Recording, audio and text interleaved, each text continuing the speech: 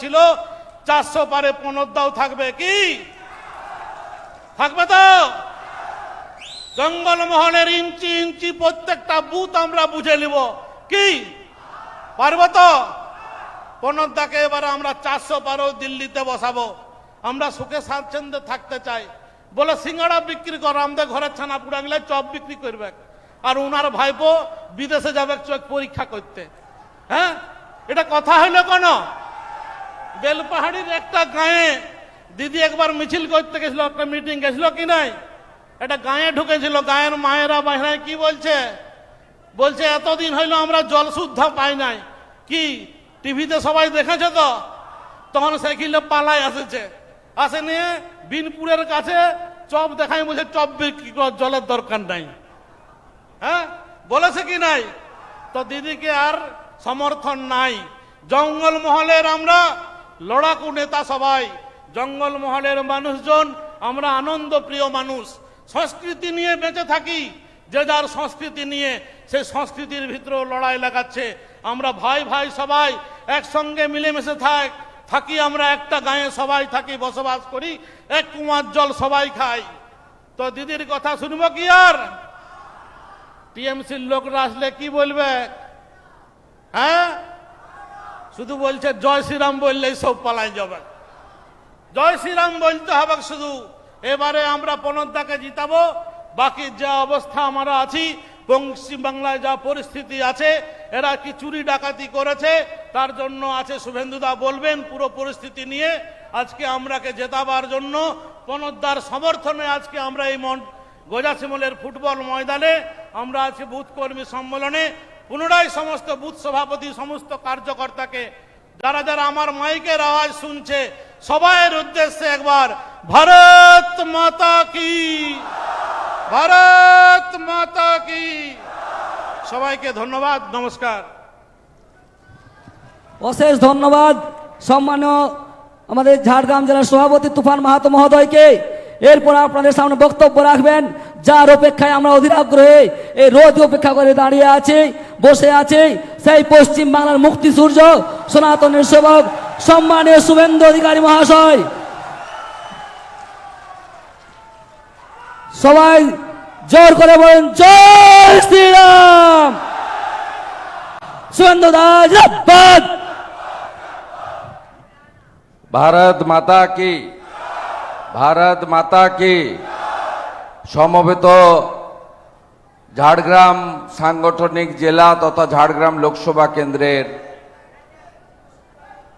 আমাদের ঝাড়গ্রাম এলাকার বিভিন্ন বিধানসভা থেকে আগত আমাদের কর্মী সমর্থক, শুভানুধ্যায়ী, ভারতীয় জনতা পার্টির বুথ কর্মী এবং গণদেবতা জনতা জনার্দন, আপনাদের সবাইকে আমি আন্তরিক শ্রদ্ধা জানাই, শুভেচ্ছা জানাই, আমার মাতৃশক্তিকে প্রণাম জানাই, জোহার জানাই, জয় গরাম জানাই এবং আপনাদের প্রত্যেককে অভিনন্দন জানিয়ে আজকে আমরা কার্যত আগামী 25শে মে যে নির্বাচন হতে চলেছে 6ষ্ঠ দফাতে, তার ঝাড়গ্রাম লোকসভা কেন্দ্র মোদিজির হাতে তুলে দেওয়ার লক্ষ্যে আমরা এখান থেকে আমাদের প্রকাশ্য প্রচার কর্মসূচি সূচনা করলাম। আগামী দিনে আমিও একাধিকবার আসব। অন্যান্য রাজ্য এবং কেন্দ্রীয় নেতৃত্ব, অনেক স্বনামধন্য ব্যক্তিত্ব, তারা আমাদের এখানে আসবেন। যিনি চাকরি থেকে পদত্যাগ করে সরকারের মায়না 21 লক্ষ টাকা মমতা ব্যানার্জিকে ফেরত দিয়ে,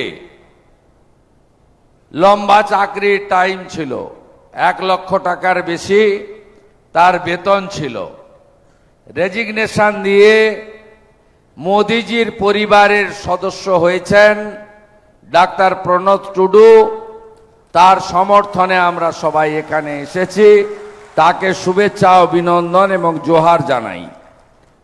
আমাদের অত্যন্ত প্রিয় নেতা, নম্র বিনয়ী এবং মাটির সঙ্গে মিশে থাকা আমাদের জেলার সভাপতি মান্যবর তুফান মাহাতো, তাকে আমি জয় গরাম জানাই। আমাদের মধ্যে উপবিষ্ট আছেন রাজ্যের সম্পাদক এবং আমাদের এই ক্লাস্টারের ইনচার্জ, একটু আগেই তার বক্তব্য শুনেছেন, মান্যবর উমেশ রায় মহোদয়। আমাদের মধ্যে লোকসভার যিনি দায়িত্বে আছেন জয়ন্ত রায় মহোদয় এখানে আছেন। আমাদের ইনচার্জ রাজ্য কমিটির সদস্য তমলুক জেলা আদালতের সিনিয়র লয়ার মলয় সিনাদা, তিনি আমাদের মধ্যে আছেন।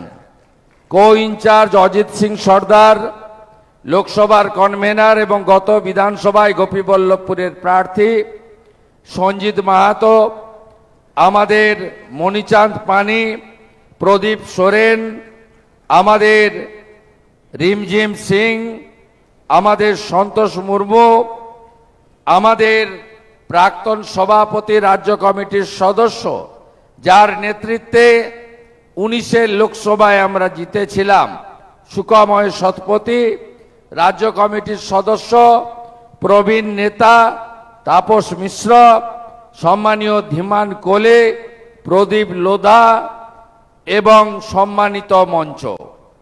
আমি সকলকে ধন্যবাদ জানিয়ে, বিশেষ করে আমার যারা মোর্চার সভাপতি এবং মণ্ডল সভাপতিরা আছেন তাদেরকে আমি কৃতজ্ঞতা জানাই।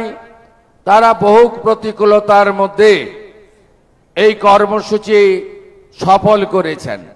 আগামী দিনে নির্বাচনেও তারা পারদর্শী হয়ে উঠবেন আমি আশা করি। অরণ্য সুন্দরী জঙ্গলমহল, এই জঙ্গলমহলের অতীত ইতিহাস কি ছিল আর কেউ না জানুক, আমি অন্তত জানি। 11 সালের আগে এখানে তৃণমূল বলে কোনো বস্তু ছিল না। একটা সবুজ পতাকা নিয়ে ঝাড়খণ্ড পার্টি ছিল, তার নেতা ছিলেন প্রয়াত নরেন হাঁসদা মহোদয় এবং যিনি খুন হয়ে গেছিলেন বাবু বোস মহোদয়েরা। অন্যদিকে অধিকাংশ এলাকা লাল ঝান্ডার দাপট ছিল। সিপিআইএম এর নেতৃত্বে তারা এখানে কাজ করতেন। ডরেশ্বর সেন, ডাক্তার পুলিন বিহারী বাস্কে, ভূতনাথ সোরেন, তারা এখানে নেতৃত্ব দিতেন। মমতা বন্দ্যোপাধ্যায় রাজনৈতিক করছেন অনেক দিন। 84 সালে তিনি রাজীব গান্ধীর দয়ায় সাংসদ হয়েছেন। 98 সালে ভারতরত্ন অটল বিহারী বাজপেয়ীর আনুকূল্যে তিনি তার রাজনৈতিক অস্তিত্ব টিকাতে পেরেছেন। যদিও এই দুজনের সঙ্গেই বিশ্বাসঘাতকতা মমতা বন্দ্যোপাধ্যায় করেছেন। তিনি আমাকে গদ্দার বলেন, আর গোটা পৃথিবীর লোক জানে সবচেয়ে বড় গদ্দারের নাম যদি কারো হয় তার নাম হলো মমতা বন্দ্যোপাধ্যায়। মমতা বন্দ্যোপাধ্যায় 98 সালে প্রতিষ্ঠা করেছিলেন তৃণমূল কংগ্রেস, কিন্তু জঙ্গলমহলে তৃণমূল কংগ্রেস কোথাও আসন পাতার জায়গা পর্যন্ত পায়নি। বরঞ্চ কংগ্রেসের অস্তিত্ব না থাকলেও সুব্রত ভট্টাচার্য, রামকৃষ্ণ সরকারের মতো লোকেরা অল্প স্বল্প কংগ্রেসকে কোথাও কোথাও এই অঞ্চলে টিকিয়ে রেখেছিলেন। আপনারা শুনে রাখুন, 2009 সালে যখন লোকসভাতে পরিবর্তন হলো তখন সিপিআইএম পার্টির পক্ষ থেকে এই আসনগুলো জিতেছিল। কেন জিতেছিল? কারণ তৎকালীন মাওবাদী এবং জনসাধারণের কমিটি তারা ভোট বয়কটের ডাক দিয়েছিলেন। আমি সেবারে এমপি জিতেছিলাম তমলুকে। এখানে মাত্র 35% ভোট পড়েছিল। অধিকাংশ বুথে ভয়ে জনগণ ভোট দিতে যায়নি। মমতা বন্দ্যোপাধ্যায় এখানে কিছু করতে পারেননি। 2010 সালে 21শে জুলাই কলকাতাতে তৃণমূলের সমাবেশে মমতা ব্যানার্জি বলেন, আমি 9ই আগস্ট লালগড়ে একটি সভা করতে চাই। আমার দিকে তাকিয়ে বলেন যে শুভেন্দু তুমি দায়িত্ব নিতে পারবে। আমি জানতাম না কিভাবে দায়িত্ব পালন করব। আমি তো মেদিনীপুরের লোক, অসম্ভবকে সম্ভব করতে জানি। এবং মেদিনীপুরের লোকেরা তারা না বলে কিছু নেই, এটা সব মেদিনীপুরের লোকের। আমরা হয়তো 3 ভাগে বিভক্ত, ঝাড়গ্রাম, পশ্চিম, পূর্ব। আমরা মনে প্রাণে আত্মায় আমরা সবাই, কেউ বালুমাটি, কেউ লাল মাটির লোক, আমরা সবাই এক। আমি হ্যাঁ বলেছিলাম এবং আমি 27 জুলাই লালগড়ে ভিডিও হলে প্রথম সভা প্রস্তুতি করে 9 আগস্ট 2010 তৃণমূলকে প্রবেশ করিয়েছিলাম। মমতা ব্যানার্জি এই এলাকা চিনতেন না, জানতেন না। জিজ্ঞেস করবেন তো 11তে মমতা ব্যানার্জির দলের যারা প্রার্থী ছিলেন, দুলাল মুর্মু, তাকে মমতা ব্যানার্জি চিনতেন? ডাক্তার সুকুমার হাসদা 2.5 বছর চাকরি বাকি ছিল, ঝাড়গ্রাম হসপিটালের ডাক্তার ছিলেন, সুবোধ হাসদা বাবুর পুত্র, কার কথায় রেজিগনেশন দিয়ে তৃণমূল কংগ্রেসে যুক্ত হয়েছিলেন। একজনকেও চিনত না, একজনকেও চিনত না। আজকে 11 সালে আপনাদেরকে নিয়ে শান্তি প্রতিষ্ঠার লক্ষ্যে আমি এখানে কাজ করেছি। জনসাধারণের কমিটির অত্যাচার চরমে গেছিল, মাইলের পর মাইল মহিলাদেরকে হাঁটাতো, কাজ বাড়ির করতে পারতেন না, দিন আনতে দিন খায় লোক, সবাইকে এমন অত্যাচার করেছিল, তার ফলে লোক বাধ্য হয়েছিল জনসাধারণের কমিটি করতে।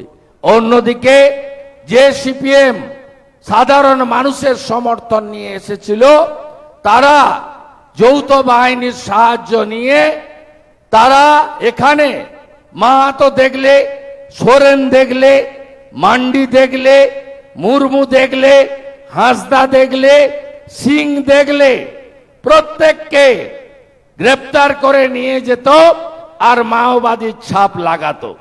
আমার মনে আছে 2010 সালে মহাষষ্ঠীর দিন দুর্গাপূজায় আমি লালগড়ে এসেছি।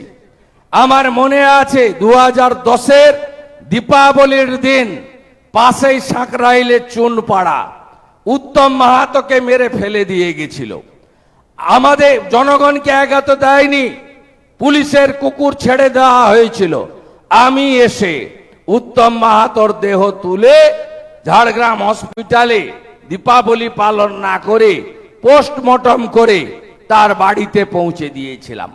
এমন কোনো জায়গা নেই রাধানগর থেকে, সেবায়তন থেকে, নেদাবহড়া থেকে, শালবনী থেকে, এমন কোনো জায়গা নেই নয়াগ্রামের নিজ পাতনি থেকে শুরু করে ওই বেলপাহাড়ি পর্যন্ত, এদিকে ধরমপুর, লালগড়, রামগড়, ঝিটকার জঙ্গলের আগে পর্যন্ত সর্বত্র খেটে খুঁটে দিনের পর দিন মমতা ব্যানার্জির পার্টিকে প্রতিষ্ঠা করে জঙ্গলমহলে শান্তি প্রতিষ্ঠা করার কাজ করে গেছি। আজকে জঙ্গলমহল কি পেয়েছে? হ্যাঁ, কেউ কেউ 1000 টাকার ভাতা পায়, কিন্তু জঙ্গলমহল কিচ্ছু পায়নি। আপনি যদি বলেন শিক্ষা, শিক্ষা জঙ্গলমহলে নেই, নামে বিল্ডিং গুলো হয়েছে। আপনারা বলুন, আপনাদের এখানে কোন শিক্ষা প্রতিষ্ঠানে আজকে ড্রপ আউট হয়ে লোক চলে যায়? সর্বত্র চুরি